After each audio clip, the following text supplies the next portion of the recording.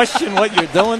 I mean, it's. I think any guy in the league that's been here a while, he loves to, have fun with everyone, but also he really knows what he's talking about. This guy having a great game. Kobe Bryant, as Gasol comes to the bench and sits down. Kobe 22 points on just 8 field goal attempts, getting to the line and hitting all 9 of his free throws.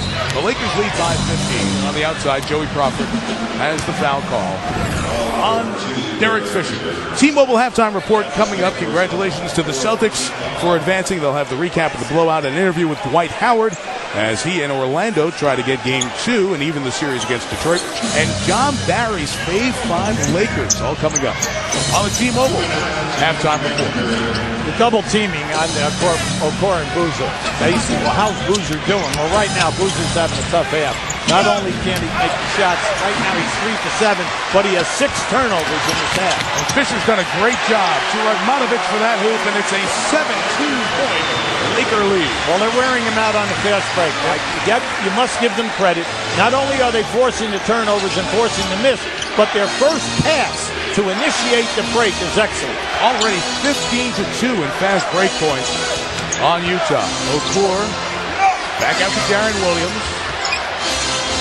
Okoro will take that one. It's 2. His toe is on the tape. And knocked down by Bevin, who's an outstanding outside shooter. Now, they needed that. Now, they're 1 for 7 in threes. And during the season and also during the first round with Houston, they only take 13 a game. Already in this game, 7. You say, now why? Because of the frustration of the defense. Churyov couldn't convert on the nice feed inside from Bryant.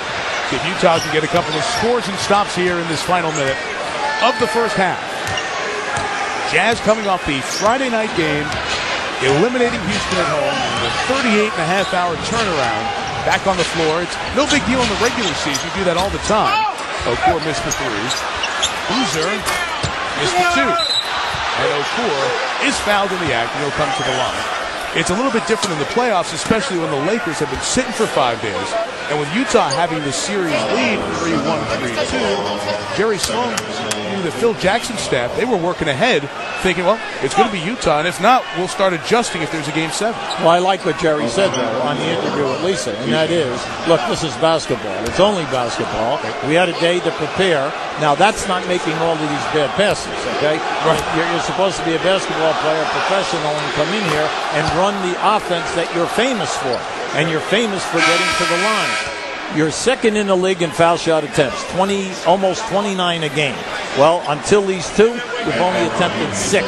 So what you're telling me is you're rebounding the offensive board. You're doing a fabulous job. You're giving us all this effort, but we're not scoring. We're not getting any points in the painted area that we should be.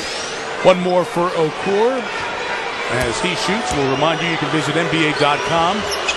Where you can get ready for the playoffs now at NBAstore.com. You can find the best selection of team jerseys, hats, T-shirts, and more. NBAstore.com. Every team, one store.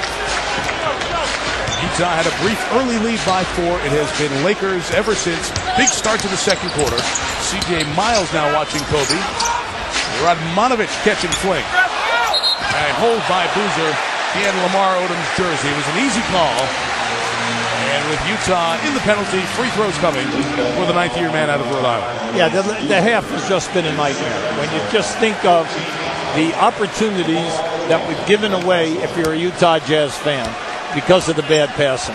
Then at this end of the floor, the fast break lane has been wide open through the half. You gave the numbers, Mike, and they're outstanding numbers. Any coach is going to be upset with that.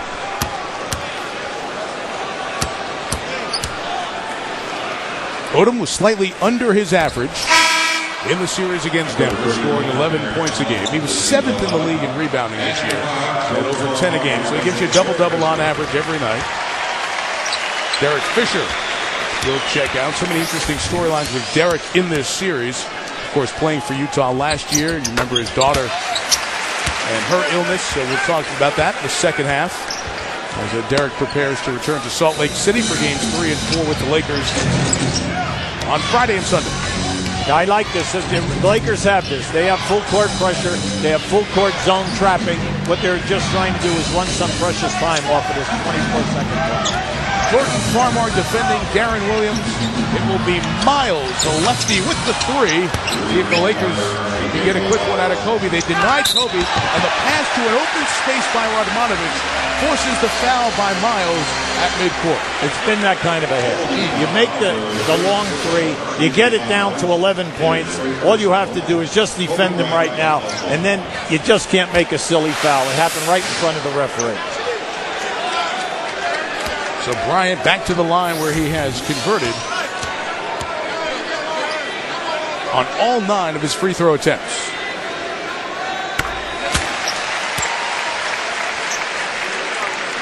That is a killer. You can get a score if you can get a stop. Here you are. It's only an 11-point deal at the half. DJ Benga will check in. There's another big guy out there to defend the inbounds here is Lamar Odom. Checks out at the end of the half. Now, the one thing you do not want is a long pass, like a 20 to 30-foot pass here. Because if you get that, you can get over half court, Mike, in 2 dribbles and still get off a high percentage shot. Now Benga will guard Okur, 13-point lead. Almost a turnover. Yep, that was the release, man. Williams got it off in time. Oh, almost banked it in to end a second quarter when the Lakers outscored Utah 29-17 to take the lead into the locker room. 13-point LA lead at the half of game 1. Kobe had 24, number 24 is with Lisa. Thanks, Mike. Kobe, all week you were saying you were a little bit antsy. Obviously, you're taking that out on the Jazz. How big did the bucket look for you in that first half?